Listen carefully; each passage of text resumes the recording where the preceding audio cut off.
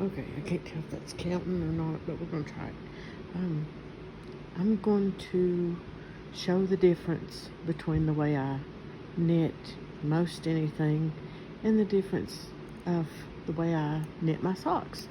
So I don't know if everybody changes like I do, but I'd love to know in the comments if you knit different things in different methods. So this is just ribbing for a dog sweater, and this is what I knit the most because you know how I love my puppies, and I hope you can see that because I'm not good at the technology, and of course I'm gonna miss stitches and everything else because I'm trying to film this.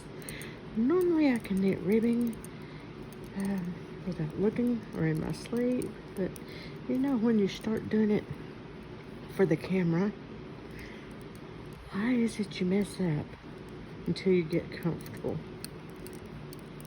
But I guess everybody does if they try to film themselves to see what they're doing.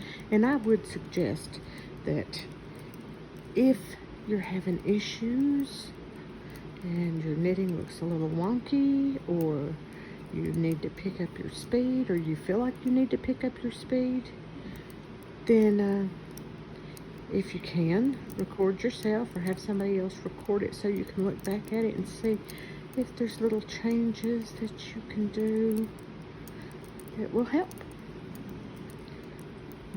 That was a light bulb moment for me. I would have never thought of doing that before, but yeah. And I know most everybody likes magic loop or 2 circular needles at a time, or the little bitty 9-inch needles. And of course I've been knitting for a long time, and yes, I still use the double pointed needles that everybody thinks are so awful, but I do really like mine. Unless I'm riding in the passenger seat of the car and drop one, and I'm always afraid it'll get in the track of the seat and tear my seats up, or you know, something crazy like that. But of course that's always the option.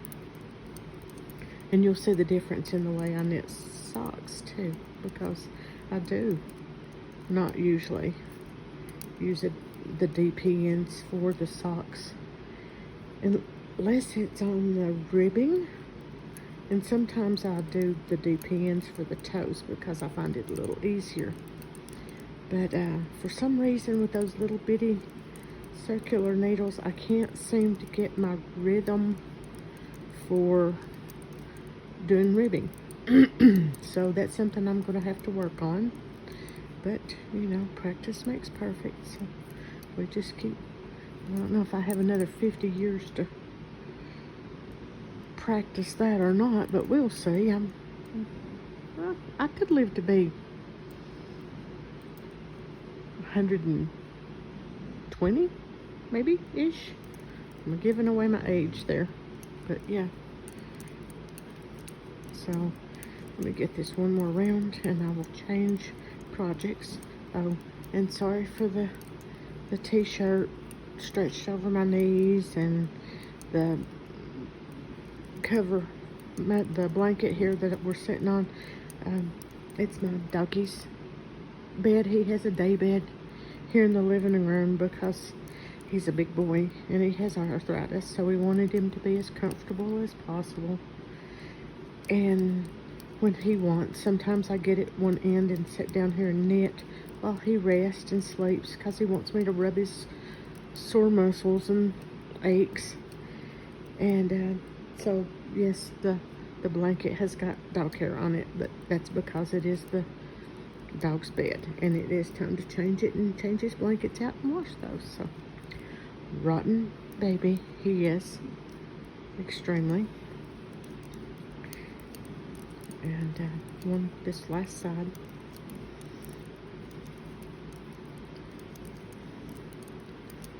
And I'd also like to ask you guys, I used to knit on multiple projects, And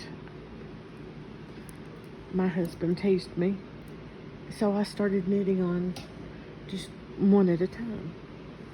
And for some reason, here lately, I have changed back to having 4 or 5 projects on the go. 2 of them are blankets, one for my husband and one for my son, and those are long-term projects, so I don't like counting them, but if you're going to be honest, you count them, right? And then I have a dog sweater, and I have a pair of socks, and then I've got one design, so that's 5. So yeah, 5 is a good average. What do you guys have on your needles? Do you like to do one at a time, or do you do multiples of one, whatever you're knitting? Or do you just start everything? You have a cast on party. Well, last few weeks I've had cast on parties, and I'm doing 5. So, and you can see both of these 2 I'm working on now are, sorry, didn't mean to jerk back and forth, make you dizzy. What I'm working on now are fairly new. I had just started the dog sweater to show you, and the toes of the socks is on the second sock. So, all right, now enough jabbering. Let me get to how I knit on my socks. So see, I even hold the yarn in a different hand, and I knit my socks this way, and I do find it a little slower, a lot slower, and I'm jerk, and this yarn's tight until I get up the leg a little bit when I first start. Even though it doesn't make sense, even though the stitches are the same, it could be just the pull on the toe, I guess. Sometimes I don't analyze, I just knit. But I can get a little bit of speed, but this is not my go-to. I'm trying to learn something new. And of course I do a lot of color work, and when I do color work I hold a yarn in one in each hand, so that probably gave me a good foundation for knitting with these little circular needles. Do you do color work? Like, if you do you hold one color in your right hand and one color in your left hand, or do you hold them both? If you're doing 2 colors, both colors in your right hand or both colors in your left hand? I'm curious, so if you could let me know down in the comments. And oh yeah, since I'm not a true podcaster, and this is just every now and then, I most everywhere, Facebook, Instagram, YouTube, Ravelry, my website, which I have to admit I don't put as much time into it as I should, because that hurts my brain trying to figure out all that mess. But at one time I did work on it a lot. Everything is Woolly Cricket. That's what the point I was getting at when I got off on that little ramble there. So I've got where I do a lot of trying to figure out a lot of different things to work on. I've been knitting dog sweaters now for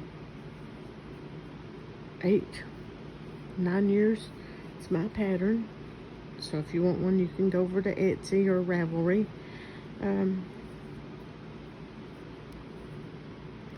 That's a shameless plug, wasn't it? But I do have the Etsy store, and mostly I knit dog sweaters for the general public, and they... Uh-oh, how many rows is that? This is 5. Okay. So, yeah, I knit a lot of dog sweaters. One year I had 14. That would have been pretty easy to do. 400 orders in one year. So what I try to do is go ahead and knit as many throughout the year as I can. And then when fall hits here in the U.S., I have a little bit of a stock pile. And then I've got a couple girls that started knitting with me because I was getting so many orders. But I'm always, it's funny, I'm always on the hunt for more knitters to do the dog sweaters. And we'll go out to eat or go to a movie, and people, of course, they ask me, what are you knitting on? And I tell them, and they're like, oh, that's so cool. And the next thing that comes out of my mouth is, do you knit? And if they say no, I'm like, do you want to learn? And if they say yes, I ask them, do you want a part-time job? Do you want to knit dog sweaters? Because I have a sneaky suspicion that if I had 5,000 sweaters in my shop, that I could sell 5,000 sweaters. And I thought, well, it's a good way for moms or retired people or whatever to make a little extra money. So, yeah, I think that's a good idea for them to be able to do if they want to make a little extra money.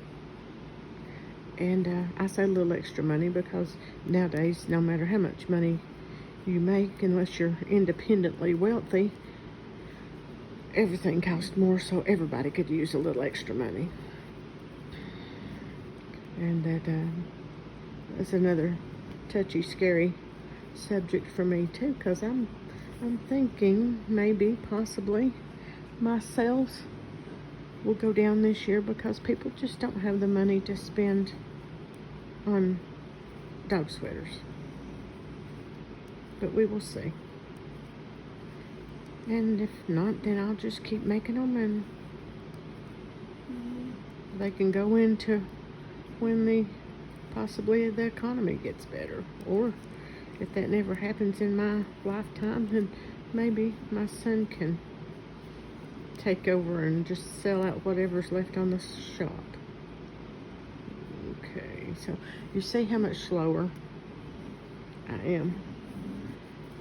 And you also see that the way I knit is completely different on socks than it is anything else that I knit. And of course you can't tell the difference between the fingering weight and worsted weight yarns, but I can tell you that see, you can see right here, so this is looser and this is tighter. So this is what I do with my double pointed needles, and that's with Continental. And then when I knit the body of the sock, I throw it. So this is English style. And for me, I like the fact that around my foot, my instep, my yarn is a little tighter. Let's see this. Can you see this? Where are you? There you go. Can you see it? Focus? You see the difference in the stitches, how much looser this is back here and how much tighter that is there. I'm sorry, my fingernails are pretty yucky. I just mowed my son's yard. He had to work 22 hours yesterday, and I told him, I said, well, me and your dad will come over and mow your yard so you can sleep. And we did, and I pulled weeds, and my hands are, under my fingernails are a little yucky, and I need to get my fingernail brush out and clean that up. But I wanted to get a little bit of knitting done, and I wanted to say hi to everybody out there in the interwebs, because I haven't done this in a long time, and I probably need to more often, than just because I'm a solitary, is that the right word? I knit in solitude by myself. No one knits with me. I don't have many. I have knitting friends, but nobody is here that knits, that's close to me. Most of my friends are, one's in Virginia and one's in Iowa, and there is one girl here that knits, but and I taught her how to knit, But now she has chickens, and she doesn't need as much because I'm sure chickens, farm animals, take up a lot of time. Did I forget to tell you about why I like the stitches tighter in the body of my foot instead of the toes? See, I just ramble. If you can follow me, then you're smarter than my husband. I like it this way because it reminds me a little bit of those circulation socks that are tighter around your foot. Now, there's no medical information behind that. I've not asked a doctor. It's just something in my head that might be like, okay, that's tighter, circulation socks are tighter, maybe. We'll see. I can even ask my doctor and say, hey, look at this and tell me if you would think this would be the hand knit type of circulation sock. Of course, she's going to laugh, but she knows me well, and she knows that I'm always knitting. I take it in my room when I get my examinations. And I've made her in the nurse socks because they are lovely people. And I'm very appreciative of all the hard work that they do. And yeah, I mean, we don't tell people in our lives that mean a lot to us thank you very often. We just, I guess we take it for granted that they know.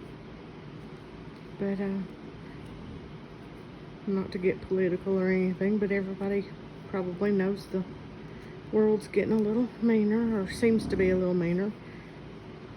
I say that, but it could just be because we can see it now. But I feel like I need to tell everybody what I think about them. That didn't come out right. That sounded very ugly. Tell them that I appreciate them, that I love them, that I'm thinking about them. You know, that's like you, my friends out there now. I appreciate you being here, and I love that you come and knit with me in a manner. And yeah, we may start doing this a little more often because I don't have that many knitting friends and people that come around or even talk knitting. So I guess that's the end of my jabbering. I'll leave you with a couple questions if you feel like talking. Do you change hands and knit different projects differently? And there was one more I wanted to ask you, but I can't remember. Like, subscribe, you know, all the normal jargon, and just put any comments or questions in the comments down below. Since I've not really linked any specific kind of yarn, I will link what I remember or what I can in the bottom. Please be patient with me because I don't really do this a lot, so I'm going to learn. Oh, I remember the last question. See, rambling off in tangents. My brain just works, I guess, like my knitting, 15 different things at one time.